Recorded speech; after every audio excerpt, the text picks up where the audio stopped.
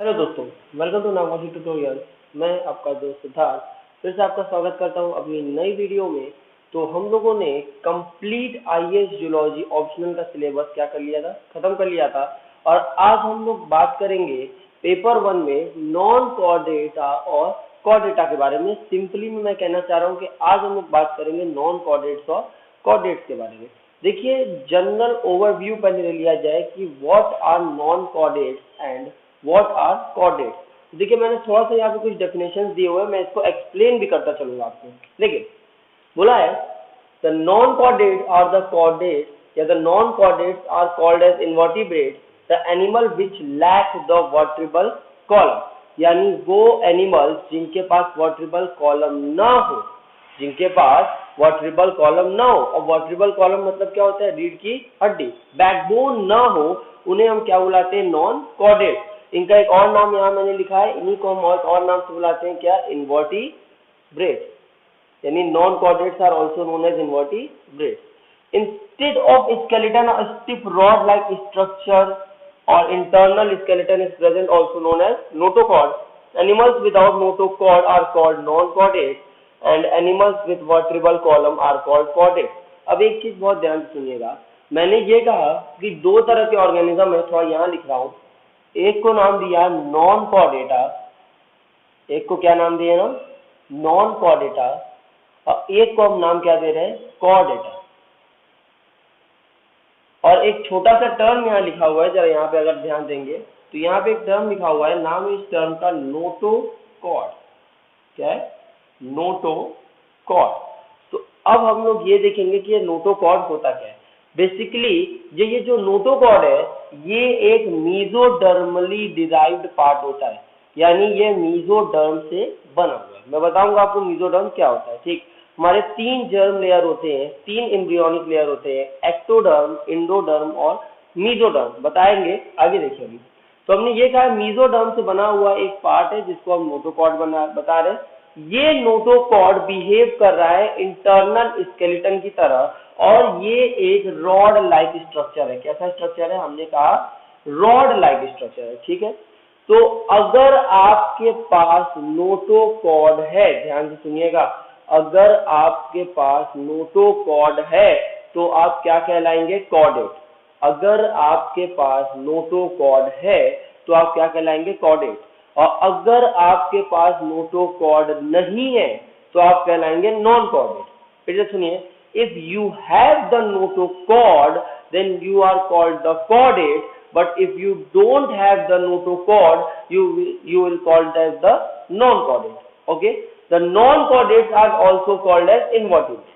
The non-chordates are also called as invertebrates, and the organism in which the notochord is developed into vertebral column is called vertebrate. यानी वो जीव जिनके अंदर यही notochord, यहाँ देख लीजिए, यही नोटोकॉर्ड आगे डेवलप हो जाए। किसमें?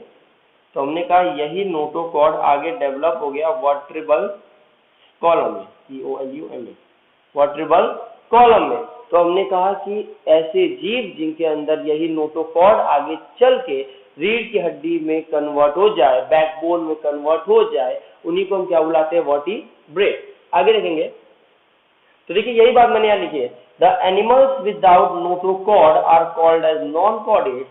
यानी कि जिन एनिमल्स के पास नोटोकॉर्ड नहीं होता है उन्हें नॉन कॉर्डेट्स कहते हैं। And animals with vertebral column are called as chordates. और वो एनिमल्स जिनके पास वर्टेब्रल कॉलम होता है उन्हें हम क्या बुलाते हैं? कॉर्डेट्स बुलाते हैं। या फिर जिनके पास नोटोकॉर्ड होता है उन्हें भी हम क्या बुलाते हैं? कॉर्डेट्स बुलाते हैं। अब देखिए, एक टर्म दिया है, the protochordates are invertebrates due to lack of vertebral column but are still chordates due to presence of a notochord. यानी अब हमने एक टर्म दिया यहाँ पे, और यहाँ पे एक टर्म जो दिया है वो है प्रोटोकॉर्डेट। प्रोटो का मतलब होता है प्रिमिटिव, कॉर्डेट का मतलब होता है नोटोकॉर्डली डिराइव्ड ऑर्गेनिज्म। तो हमने ये कहा कि ऐसे ऑर्गेनिज्म, ध्यान सुनिएगा, ऐसे ऑर्गेनिज्म जिनके अंदर नोटोकॉर्ड के फॉर्म में रह जाए, जिनके अंदर नोटोकॉर्ड के फॉर्म में रह जाए, उन्हें हम बुलाते हैं क्या? प्रोटोकॉर्डेट। और ऐसे एनिमल्स जिनके अंदर नोटोकॉर्ड डेवलप हो जाए वर्टेब्रल कॉलम में, जिनके अंदर नोटोकॉर्ड डेवलप हो जाए वर्टेब्रल कॉलम में, बैकबोन में, रीढ़ की हड्डी में, उसे हम क्या बुला देते हैं, वर्टिब्रेट। यानी कि हमने ये कहा कि व्हेन, मैं बता रहा हूं थोड़ा, when notochord is notochord only, जब नोटोकॉर्ड ही रहे, उसमें कोई परिवर्तन ना आए, यानी ऐसे ऑर्गेनिज्म जिनके अंदर नोटोकॉर्ड के फॉर्म में, नोटोकॉर्ड अपने ओरिजिनल फॉर्म में है, उन्हीं को हम क्या बुलाते हैं, प्रोटोकॉर्डेट। और ऐसे ऑर्गेनिज्म जिनके अंदर यही नोटोकॉर्ड डेवलप हो जाए आपका किसमें, वर्टेब्रल कॉलम में, जिनके अंदर यही नोटोकॉर्ड डेवलप हो जाए वर्टेब्रल कॉलम में, रीढ़ की हड्डी में, उसी को हम क्या बुला देते हैं, आपका वर्टिब्रेटा। आपके Pisces, amphibia, reptilia, Aves, Mammalia, सब के सब क्या है, आपके वर्टिब्रेटा के मेंबर है, क्योंकि सबके पास बैकबोन प्रेजेंट है, यानी सबके अंदर नोटोकॉर्ड डेवलप हो गया किसमें, वर्टेब्रल कॉलम में। तो अब तक हमने देखिए ये पॉइंट देखा कि नॉन कॉर्डेट्स क्या होते हैं, इनवर्टिब्रेट्स होते हैं। इनवर्टिब्रेट्स के अंदर नोटोकॉर्ड प्रेजेंट नहीं होता है। नोटोकॉर्ड जिसके पास प्रेजेंट होगा उसको हम कॉर्डेट बुलाएंगे। अगर नोटोकॉर्ड के फॉर्म में रहा, उसमें कोई चेंज नहीं आया, तो वो प्रोटोकॉर्डेट है। ऐसे हेमिकॉर्डेटा के मेंबर हो गए, यूरोकॉर्डेटा के मेंबर हो गए, सिफेलोकॉर्डेटा के मेंबर हो गए, ये सारे इसके अंदर आएंगे। और अगर वही नोटोकॉर्ड आगे डेवलप हो जाए वर्टेब्रल कॉलम में, तो उसको हम क्या बुलाएंगे, वर्टिब्रेट बुलाएंगे। अब देखिए, इसके बाद हमने बात किया, इतना देख लिया, ठीक है, हमने ये देख लिया प्रोटोकॉर्डेट क्या होता है, क्यों वो कॉर्डेट्स है, ईटीसी कॉर्डेट्स और नोटोकॉर्डेट्स में क्या डिफरेंस है, किस किस बेसिस पे, उसको देखते हैं। तो हमने ये दिखाया what is the difference between invertebrate and vertebrate. तो हम लोग दोनों में डिफरेंस देखेंगे और ये देखेंगे कि the invertebrate are on the basis of symmetry के बेस पे देख रहे हैं। और सिमेट्री क्या होती है मैं आपको बताता हूं। जैसे कि इनवर्टिब्रेट्स में हमने देखा कि सिमेट्री का मतलब है कि किसी भी ऑर्गेनिज्म को इक्वल हाफ में बांट देना, किसी भी ऑर्गेनिज्म को इक्वल हाफ में बांट देना को हम क्या बुलाते हैं, सिमेट्री बुलाते हैं। तो इनवर्टिब्रेट्स में जो सिमेट्री देखी गई, हमने कहा कि भैया इनके अंदर रेडियल सिमेट्री है, बायलैटरल सिमेट्री है, या सिमेट्री नहीं हो यानी एसिमेट्रिकल हो। ठीक है, मैं आपको सिमेट्री पढ़ाऊंगा, डिटेल में पढ़ाऊंगा, टॉपिक है। वर्टिब्रेट में बायलैटरल सिमेट्री होती है, आपको बताया था, एक ही प्लेन से काट के अगर आप प्लेन ऑफ एक्सिस पे डिवाइड कर रहे हैं, आपको 2 इक्वल हाफ मिल जाए तो रेडियल है। एक ही प्लेन से ऐसे कट लगा रहे हैं, आपको 2 इक्वल हाफ तभी मिले तो हम बोलेंगे कि वो क्या है, बायलैटरल है। बात करते हैं अगला, अब अगला टर्म है मेटामेरिज्म। मेटामेरिज्म का क्या मतलब होता है, इसी को हम एक और नाम से कह सकते हैं, सेगमेंटेशन। क्या बुला सकते हैं, सेगमेंटेशन।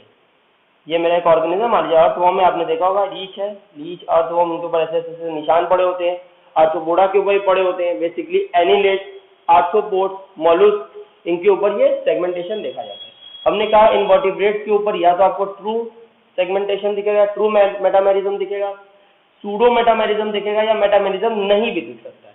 लेकिन अगर वर्टिब्रेट के अंदर बात करेंगे तो ट्रू मेटामेरिज्म देखने को मिलेगा। मैं डिटेल में पढ़ाऊंगा मेटामेरिज्म क्या होता है, सिमेट्री क्या होता है, सिलोम क्या होता है, बॉडी टेम्परेचर क्या होता है, सब डिटेल में पढ़ाऊंगा। अब देखिए, अब अगला दिया हुआ है on the basis of coelom. तो सिलोम के बेसिस पे हमने कहा कि भैया ये डिप्लोब्लास्टिक भी हो सकते हैं, ट्रिप्लोब्लास्टिक भी हो सकते हैं और लैकिंग भी हो सकते हैं।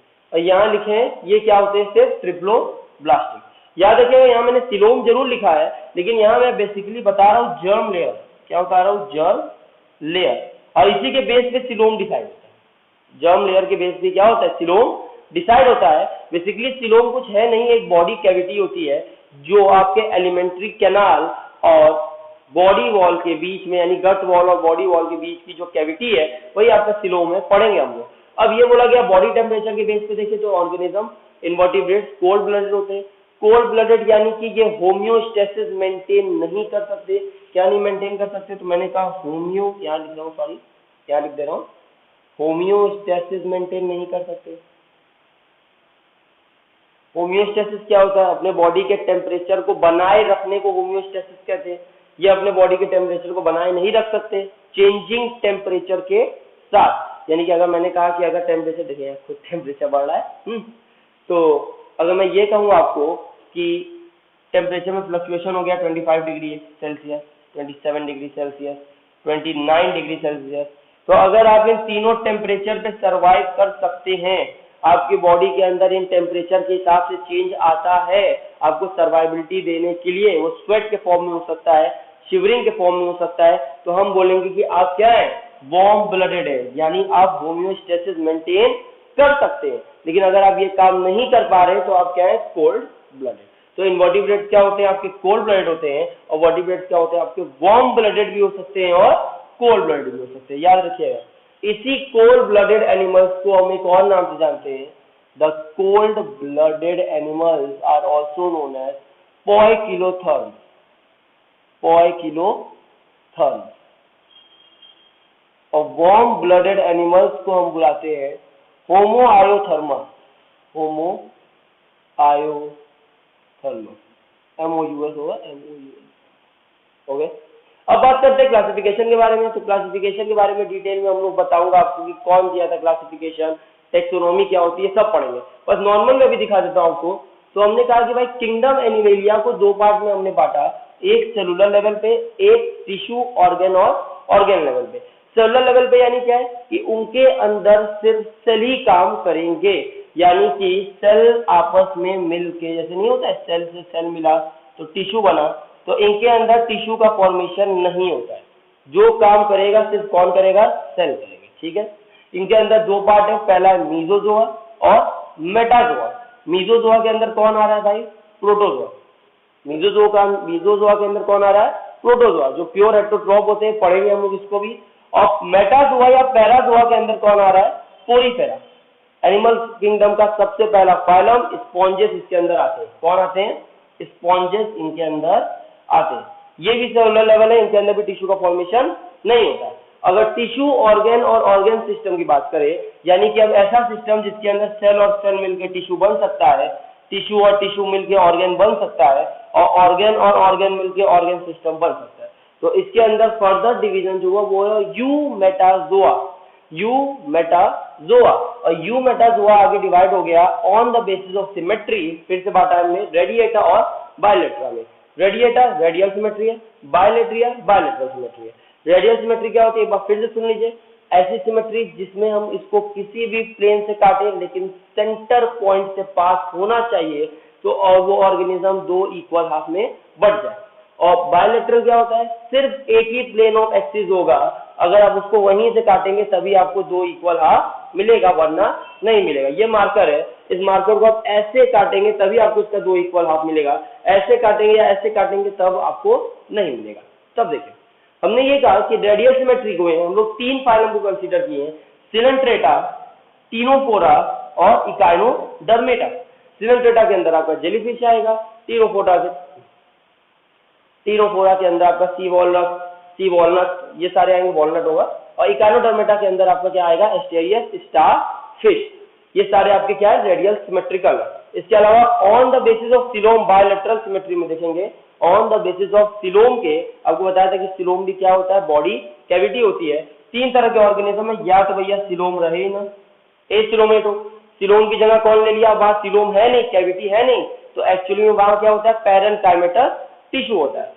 उसकी जगह हमने देखा स्यूडोसिलोमेट, यानी सिलोम जैसा दिखता है लेकिन सिलोम है नहीं। इसके अंदर हम लोग देखते हैं कि मीजोडर्मल पाउचेस होता है, सब पढ़ाऊंगा जब आपको सिलोम डिटेल में दिखाऊंगा। और यूसिलोमेट, ये ट्रू सिलोमेट है, बॉडी कैविटी भी प्रेजेंट होगी। ये आगे चल के टू पार्ट्स में बढ़ गया, एक को बोला सीजोसिलोमेट और एक को बोला एंटेरोसिलोमेट। सीजोसिलोमेट के अंदर कौन कौन आ रहा है आपको पढ़ाऊंगा, सीजोसिलोमेट क्या होता है डिटेल में, और एंटेरोसिलोमेट क्या होते हैं अभी देखिए खाली। सीजोसिलोमेट के अंदर मेरा एनिलिडा आएगा, आर्थ्रोपोडा जिसमें आता है, आर्थ्रोपोडा आएगा, आपको पढ़ाया था कि सबसे लार्जेस्ट फाइलम है आर्थ्रोपोडा, इंसेक्ट्स वगैरह आएंगे, मोलस्क आएंगे, फाइला वगैरह आ गया। एंट्रोसिलोमेट में इकाइनोडर्मेटा टू कॉर्डेटा, यानी हेमिकॉर्डेटा आ गया आपका। कॉर्डेट्स के अंदर कितने सारी चीजें आएंगी, जितने सारे आपके क्लासेस आएंगे, वो सब कुछ किसमें आता है, एंट्रोसिलोमेट में। तो आज के लिए इतना ही, जब मैं अगले क्लास में आऊंगा तो आपके साथ एक नए टॉपिक को डिस्कस करेंगे, डिटेल में डिस्कस करेंगे, और हमारे टॉपिक का नाम होगा सिलोम। क्या होगा, सिलोम। ठीक है, ओके। तो चैनल को लाइक करिए, सब्सक्राइब कीजिए, शेयर कीजिए, टेलीग्राम ग्रुप को ज्वाइन कीजिए। Thank you.